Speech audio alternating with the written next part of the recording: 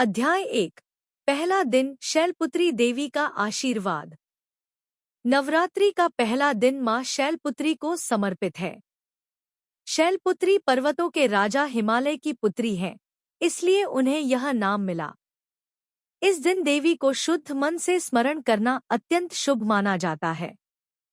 शैलपुत्री देवी का स्वरूप स्नेह और करुणा का प्रतीक है और उनका वाहन वृषभ है। यह दिन भौतिक और आध्यात्मिक शुद्धि का प्रतीक होता है। शैलपुत्री देवी साधकों को प्रकृति से जुड़ने का वरदान देती हैं। यह दिन खास तौर पर उन लोगों के लिए महत्वपूर्ण है जो अपनी आंतरिक और बाहरी दुनिया में संतुलन स्थापित करना चाहते हैं। देवी का आशीर्वाद प्राप्त करने से साधक की मानसिक शांति और स्थिरता में वृद्धि होती है।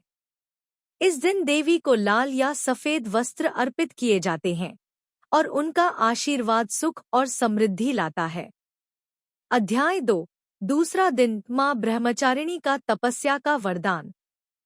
नवरात्रि के दूसरे दिन मां ब्रह्मचारिणी की पूजा होती है। ब्रह्मचारिणी का अर्थ है तपस्या का पालन करने वाली। इस दिन देवी साधकों को आत्मसंयम, ध्यान और धैर्य का वरदान देती है। ब्रह्मचारिणी देवी ने भगवान शिव को पति रूप में प्राप्त करने के लिए वर्षों तक कठिन तपस्या की थी। उनके इस रूप में एक विशेष धैर्य और आत्मनियंत्रण का संदेश छिपा है। इस दिन देवी को स्मरण करने से साधक की आत्मिक शक्ति में वृद्धि होती है और उसे कठिन परिस्थितियों का सामना करने का सामर्थ्य प्राप्त होता है। यह दिन विशेष रूप से उन लोगों के लिए महत्वपूर्ण है जो जीवन में कठिन संघर्षों का सामना कर रहे हैं और आंतरिक धैर्य की आवश्यकता महसूस कर रहे हैं। मां ब्रह्मचारिणी का आशीर्वाद कठिनाइयों को सहन करने और आध्यात्मिक प्रगति की ओर अग्रसर होने में मदद करता है। अध्याय 3। तीसरा दिन मां चंद्रघंटा का साहस का वरदान। नवरात्रि के तीसरे दिन मां चंद्रघंटा की पूजा की जाती है। उनके मस्तक पर चंद्रमा की घंटी के आकार की आकृति होने के कारण उन्हें यह नाम मिला है। यह दिन साहस, धैर्य और शक्ति का प्रतीक माना जाता है। मां चंद्रघंटा की आराधना करने से साधक में मानसिक और शारीरिक शक्ति का संचार होता है। मां चंद्रघंटा का आशीर्वाद प्राप्त करने से साधक को भय, संकोच और नकारात्मकता से मुक्ति मिलती है।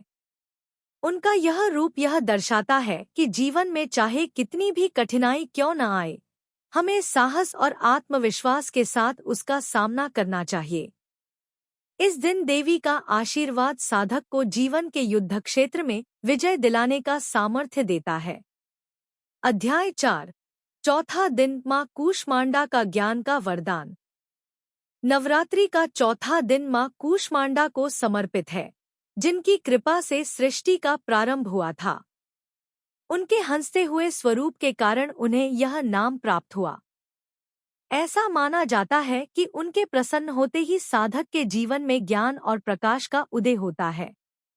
इस दिन साधक को देवी से ज्ञान और बुद्धि का वरदान प्राप्त होता है। मां कूष्मांडा की आराधना करने से साधक में सृजनशीलता और नवीन विचारों का उदय होता है। यह दिन उन लोगों के लिए खास तौर पर महत्वपूर्ण है जो शिक्षा, कला या विज्ञान के क्षेत्र में कार्य कर रहे हैं। मां का आशीर्वाद जीवन के जटिल प्रश्नों का उत्तर खोजने में मदद करता है और साधक को आध्यात्मिक मार्गदर्शन प्रदान करता है। अध्याय 5। पांचवा दिन मां स्कंदमाता का मातृत्व का वरदान। नवरात्रि के 5वें दिन मां स्कंदमाता की पूजा की जाती है। मां स्कंदमाता भगवान कार्तिकेय की माता है और अपने पुत्र को गोद में लिए हुए हैं। इस दिन साधक को देवी से मातृत्व, स्नेह और करुणा का वरदान प्राप्त होता है। मां स्कंदमाता की आराधना करने से साधक के जीवन में प्रेम, सेवा और बलिदान की भावना का संचार होता है। यह दिन खास तौर पर उन माताओं के लिए महत्वपूर्ण है जो अपने बच्चों की भलाई के लिए संघर्ष कर रही हैं। मां स्कंदमाता का आशीर्वाद साधक को मातृत्व की गहरी भावना और बच्चों के प्रति स्नेह की ऊर्जा प्रदान करता है। यह दिन माताओं और उनके परिवारों के लिए समर्पित होता है। अध्याय 6। छठा दिन माँ कात्यायनी का शक्ति का वरदान। नवरात्रि के छठे दिन माँ कात्यायनी की पूजा होती है। माँ कात्यायनी को युद्ध और शक्ति की देवी माना जाता है।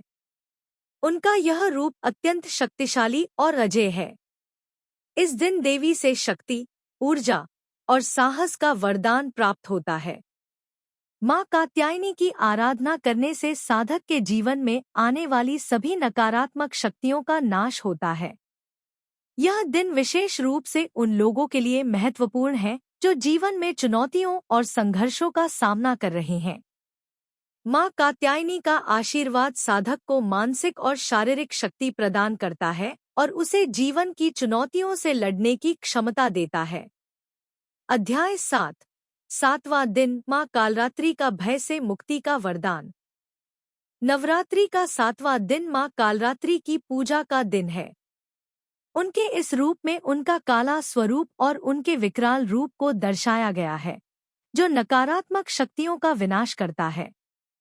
माँ कालरात्रि की पूजा साधक को भय, अज्ञान और नकारात्मकता से मुक्त करती है। माँ कालरात्रि का आशीर्वाद साधक को हर प्रकार के भयों से मुक्त करता है और जीवन में दृढ़ता और साहस का संचार करता है। अध्याय 8। आठवां दिन माँ महागौरी का शांति और पवित्रता का वरदान। नवरात्रि का आठवां दिन माँ महागौरी की पूजा के लिए समर्पित होता है। महागौरी का स्वरूप उज्ज्वल और पवित्रता का प्रतीक है। यह माना जाता है कि उनके आशीर्वाद से साधक के जीवन से सभी पाप, दुख और अवरोध समाप्त हो जाते हैं और साधक का मन और हृदय शुद्ध हो जाता है। माँ महागौरी की पूजा करने से साधक को मानसिक शांति, जीवन में स्थिरता और संतोष प्राप्त होता है। यह दिन विशेष रूप से उन लोगों के लिए महत्वपूर्ण होता है जो जीवन में आंतरिक शांति और समर्पण की खोज कर रहे हैं। माँ महागौरी का आशीर्वाद साधक को शुद्धि और आंतरिक स्फूर्ति प्रदान करता है, जिससे वह अपने जीवन के लक्ष्य को समझता है और जीवन की चुनौतियों को संतुलित तरीके से सामना करने की क्षमता प्राप्त करता है। यह दिन विवाह योग्य कन्याओं और उनके परिवारों के लिए भी विशेष महत्व रखता है, क्योंकि माँ महागौरी का आशीर्वाद उन्हें सुखद वैवाहिक जीवन का वरदान प्रदान करता है। भक्तगण इस दिन विशेष रूप से माता को दूध, सफेद फूल और मिठाई अर्पित करते हैं, जिससे उनकी कृपा से जीवन में सौम्यता और प्रसन्नता आती है। अध्याय 9। नवां दिन माँ सिद्धिदात्री का सिद्धियों का वरदान। नवरात्रि का नवां और अंतिम दिन माँ सिद्धिदात्री की पूजा के लिए समर्पित होता है। माँ सिद्धिदात्री को सभी सिद्धियों की दात्री माना जाता है। यह दिन साधकों के लिए अत्यंत महत्वपूर्ण होता है, क्योंकि माँ का आशीर्वाद प्राप्त करने से साधक को अष्ट सिद्धियों और नवनिधियों का वरदान मिलता है। माँ सिद्धिदात्री की कृपा से साधक को जीवन में अद्वितीय शक्तियों का अनुभव होता है, जिससे वह अपने जीवन के हर क्षेत्र में सफलता प्राप्त करता है। यह दिन विशेष रूप से उन साधकों के लिए है जो आध्यात्मिक सिद्धियों की प्राप्ति के लिए प्रयासरत हैं। माँ सिद्धिदात्री का आशीर्वाद साधक को अलौकिक शक्तियों से संपन्न बनाता है और उसे सभी प्रकार की बुराइयों और अवरोधों से बचाता है। माँ सिद्धिदात्री की पूजा करने से जीवन में आंतरिक शांति, संतुलन और स्थिरता प्राप्त होती है। भक्तगण इस दिन माँ को विशेष रूप से कमल के फूल और धूप अर्पित करते हैं। माँ का आशीर्वाद साधक को सभी इच्छाओं की पूर्ति का वरदान प्रदान करता है और उसे जीवन के सभी क्षेत्रों में सफलता और समृद्धि का अनुभव होता है। अध्याय 10। नवरात्रि के 9 दिनों का समापन और देवी का आशीर्वाद। नवरात्रि के 9 दिन देवी के विभिन्न स्वरूपों की पूजा और साधना के लिए समर्पित होते हैं। हर दिन देवी के एक नए रूप का स्मरण और पूजा की जाती है, जिससे साधक के जीवन में भौतिक और आध्यात्मिक विकास होता है। देवी के आशीर्वाद से साधक को अपने जीवन में नई ऊर्जा, शक्ति और आत्मविश्वास का अनुभव होता है। नवरात्रि का समापन दशहरे के दिन होता है, जिसे बुराई पर अच्छाई की विजय के प्रतीक रूप में मनाया जाता है। यह दिन साधकों के लिए अत्यंत शुभ माना जाता है, क्योंकि यह समय है जब देवी अपने भक्तों पर विशेष कृपा बरसाती हैं और उनके जीवन से सभी प्रकार की नकारात्मकताओं का नाश करती हैं। नवरात्रि का पर्व जीवन में सकारात्मकता और शक्ति का संचार करता है। देवी के 9 रूपों की आराधना से साधक को न केवल भौतिक लाभ प्राप्त होता है, बल्कि उसे आध्यात्मिक रूप से भी समृद्धि प्राप्त होती है।